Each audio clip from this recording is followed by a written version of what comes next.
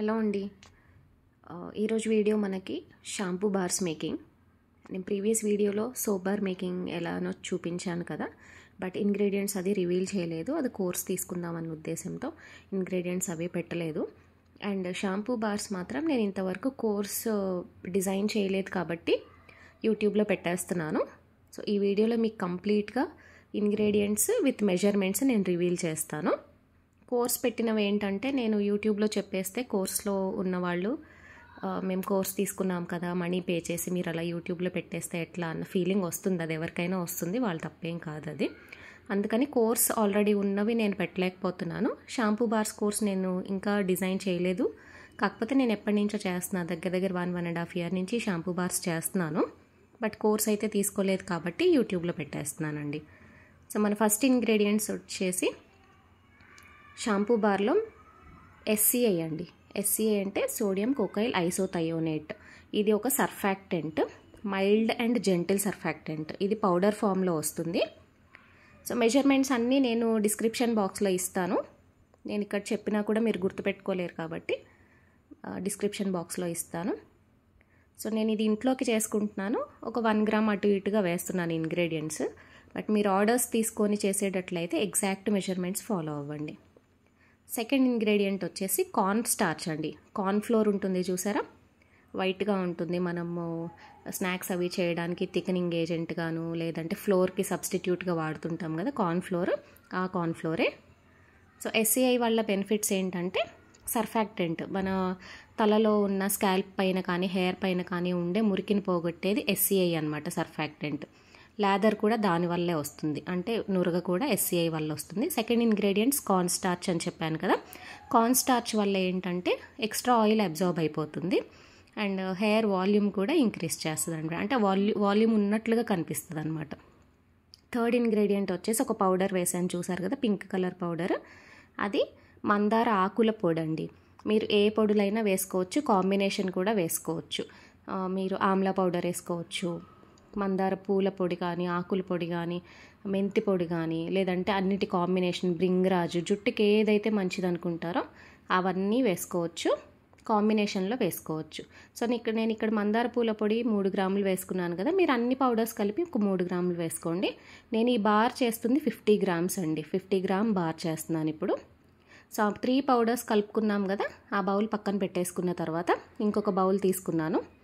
ఈ బౌల్లో ఆయిల్స్ వేసుకుంటున్నాను అనమాట. ఫస్ట్ ఆలివ్ ఆయిల్ వేసుకున్నాను. మీరు ఆర్గన్ ఆయిల్ ఉంటే ఆర్గన్ ఆయిల్ వేసుకోవచ్చు, హెయిర్కి ఆర్గన్ ఆయిల్ కూడా చాలా మంచిది. నా దగ్గర ఆర్గన్ ఆయిల్ లేదు, సో ఆలివ్ ఆయిల్ వేసాను అండ్ కోకోనట్ ఆయిల్ వేసాను. ఈ రెండింటి ప్లేస్లో మీరు ఏ ఆయిల్స్ అయినా తీసుకోవచ్చు. సో ఆయిల్ ఉంటే కొంచెం మన షాంపూ బార్లో మనకి హెయిర్ కొంచెం డ్రై అవ్వకుండా బాగుంటుంది, దానికోసం ఆయిల్స్ తీసుకుంటున్నాను. నెక్స్ట్ బటర్ కూడా దానికోసమే, హెయిర్ సాఫ్ట్గా ఉండడానికి, డ్రై అవ్వకుండా ఉండడానికి. బటర్ అంటే నార్మల్ బటర్ కాదు, వెన్న కాదు, షియా బటర్. మీరు కోకో బటర్ అయినా షియా బటర్ అయినా మ్యాంగో బటర్ అయినా ఏదైనా తీసుకోవచ్చు. నేను ఇక్కడ షియా బటర్ తీసుకుంటున్నాను.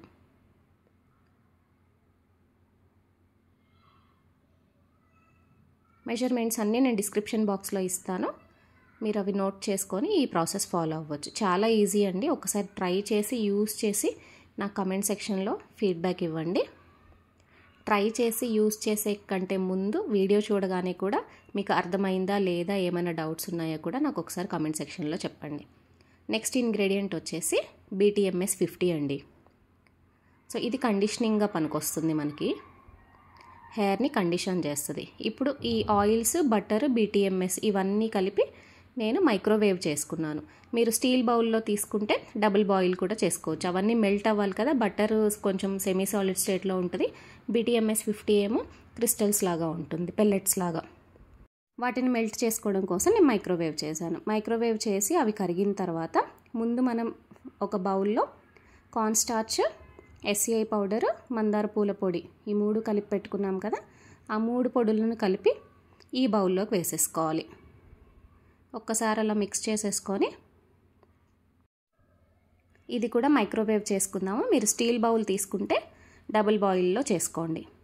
సో ఈ పౌడర్స్ అన్నీ కూడా మనం ఒకసారి మైక్రోవేవ్ కానీ డబుల్ బాయిల్ కానీ చేసుకుంటే మెల్ట్ అయ్యి ఒక ముద్దలాగా తయారవుతుందండి. ఇక్కడ నేను పింక్ కలర్ యాడ్ చేశాను, ఫ్యూ డ్రాప్స్ వేసాను.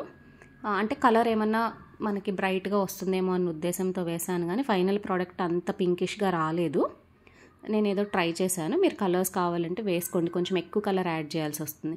మీరు అదే హైబిస్కస్ పౌడర్ వేయకుండా నార్మల్గా చేసుకొని ఉంటే మనం ఏ కలర్ వేస్తే అది వస్తుంది, అన్ని వైట్ కలర్ ఇంగ్రీడియంట్సే కాబట్టి. మనం మందార పూల పొడి వేసాం కదా, దానివల్ల మనం వేసే పింక్ కలర్ అంత డార్క్గా కనిపించలేదు. ఆ పౌడర్ ఉండే న్యాచురల్ కలరే డామినేటింగ్గా ఉంది, అదే బాగుంటుంది కూడా. యాక్చువల్లీ న్యాచురల్ కలర్ లుక్ వస్తుంది.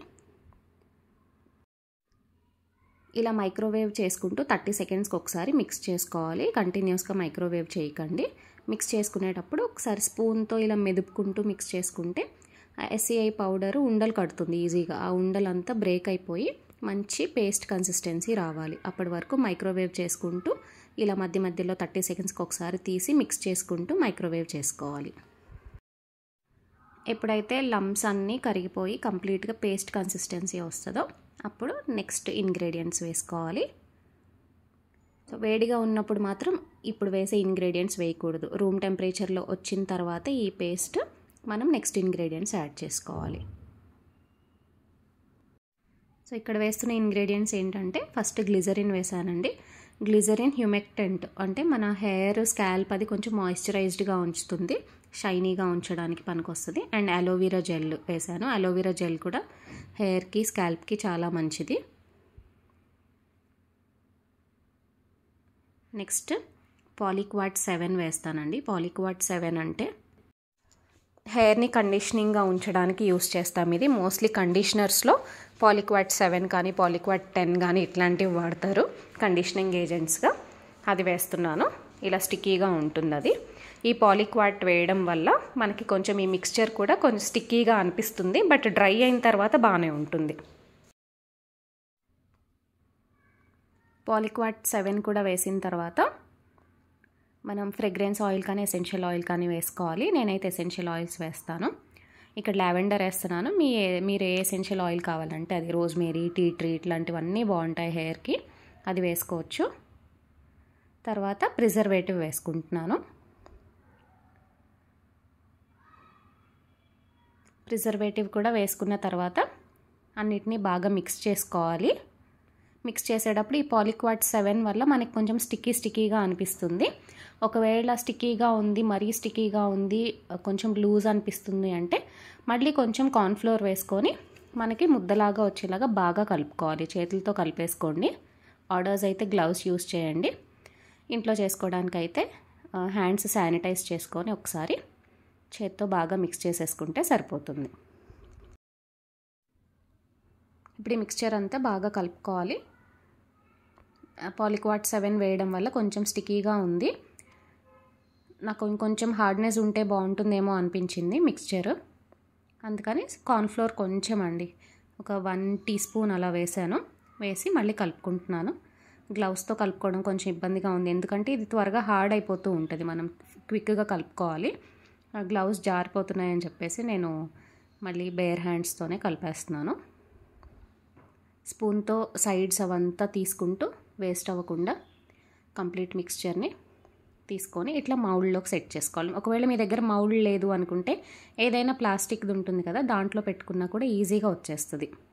ప్లాస్టిక్ బౌల్స్ ఉంటాయి కదా, అట్లాంటి వాటిలో. సో ఇప్పుడు ఒకసారి ఫోమ్ టెస్ట్ చేసి చూద్దాము. బౌల్లో మిగిలిపోయిన దాన్ని కొంచెం తీసుకొని హ్యాండ్స్ వెట్ చేసుకొని యూస్ చేస్తున్నాను. చూసారా? సో ఫోమ్ అయితే బాగుందండి. pH టెస్ట్ కూడా చేసుకోవచ్చు. నేను ఇంతకుముందు 2-3 వీడియోస్లో చూపించాను మీరు pH టెస్ట్ ఎట్లా చేసుకోవాలి అన్నది. ఒకసారి ప్రీవియస్ వీడియోస్ చెక్ చేయండి. pH ఒకవేళ ఎక్కువ తక్కువ ఉంటే మనం అడ్జస్ట్ చేసుకోవాలి. మౌల్డ్లో వేసే ముందే మనం pH టెస్ట్ చేసుకొని అడ్జస్ట్ చేసుకొని మౌల్డ్లో వేసుకోవాలి. సో డీమౌల్డ్ చేసిన తర్వాత ఇలా వస్తుంది. ఒక డిజైనర్ మౌల్డ్లో వేసాను. ఇది ఫైనల్ లుక్. మీరు మౌల్డ్లో పెట్టేటప్పుడు మంచిగా గట్టిగా ప్రెస్ చేసుకుంటూ మౌల్డ్లో పెడితే నీట్గా వస్తుంది ఫైనల్ అవుట్పుట్. వీడియో నచ్చితే లైక్ చేయండి. Thank you so much. Bye.